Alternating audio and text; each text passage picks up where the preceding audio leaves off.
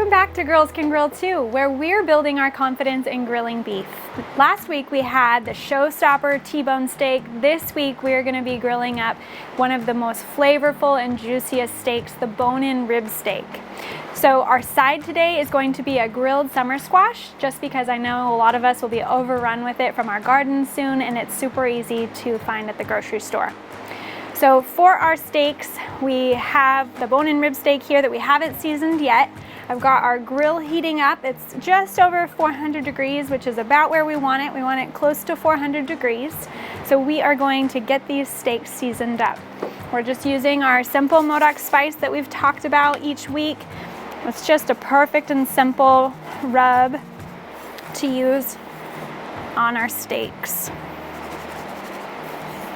These steaks have really nice marbling, which we will be talking about a little bit later. Our steaks are seasoned. Our grill is ready. I'm going to go ahead and get these steaks on the grill. You'll notice that foil pack up on the top shelf, and that is just a head of garlic with some extra virgin olive oil and wrapped up tight in some foil. So we'll have some roasted garlic to eat with our steak a little bit later. All right, we've got our grill heated to 400. Our steaks are on. We're going to let those be for about 4 minutes. We'll set our timer for 4 minutes before we check back. I'm going to get my plate washed up and my hands washed, and I'll be back with you in just a moment. One way that we're elevating our steak today is by making a compound butter. So earlier I clipped some fresh rosemary and then just finely chopped it up and mixed it into some softened salted butter, and then I just used some saran wrap to roll it into kind of a tube and pop it into the fridge to let it chill and get hard. So it'll be just a super nice element, kind of just adding that pop to your steak.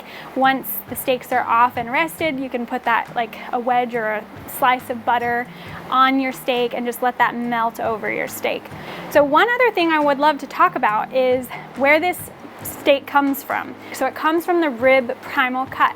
You may have heard of a ribeye or seen it on a menu. You've probably heard of a prime rib. It's often served at restaurants as well. So this bone-in rib steak, the only difference between a ribeye and a bone-in rib steak is the bone. So a boneless rib steak is just a ribeye. So same piece of meat, one with a bone, one without a bone. Bones just add a lot of flavor, so I always love to get bone-in cuts. Prime rib roast is all of those steaks still connected. So at the butcher shop, they would take a prime rib roast and then cut those steaks to their desired thickness to then sell rib steaks, bone-in rib steaks, or a ribeye. So let's check in on our steaks. We've let them grill for about 4 minutes.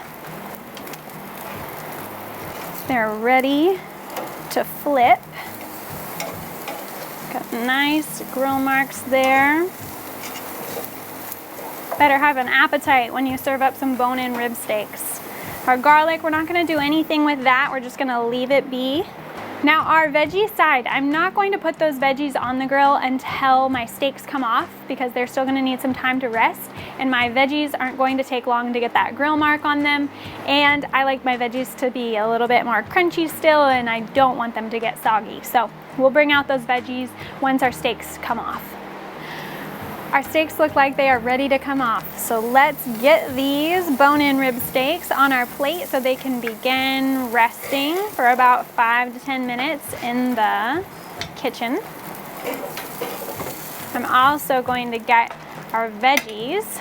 Those look amazing. I'm gonna get our veggies on the grill as well. Got my heat turned down as low as it'll go. This barbecue definitely likes to run hot. So I'm just gonna spread these summer squash out, and then I just have a little jar of olive oil and the Modoc spice that I'm gonna brush them with.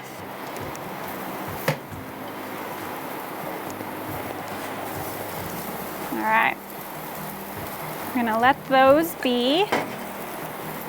I'm going to go get my steaks in the kitchen so they'll be resting while our zucchini are beginning to grill, and I'm going to get my tongs cleaned up so that I'll have something clean for my summer squash. Whenever I grill I'm just so surprised at how quickly dinner comes together.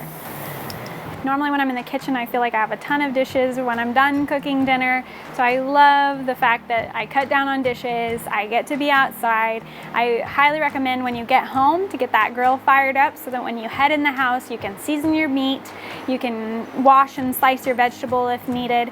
And then when you get back outside, your grill will probably be up to temperature. You can get that on, and typically your meat will be on the grill for right around 10 minutes. And so with the cook time and the rest time, you've got dinner ready within 20 minutes. I always make the joke as a mom that the 20-minute meal thing just doesn't seem to ever work out with the prep time, because around that time it seems like kids are wanting your attention more, and so I always have to double what they say for prep time. So 20-minute meals become 40-minute meals before you know it. So it's nice when you can get everybody outside, they're playing with animals, they're playing with a ball of some sort, practicing sports, and they're not as needy, it seems like, as they are when you're in the kitchen. All right, our veggies are looking like they are ready to be pulled off. Again, I like to pull them off when they still have some structure to them.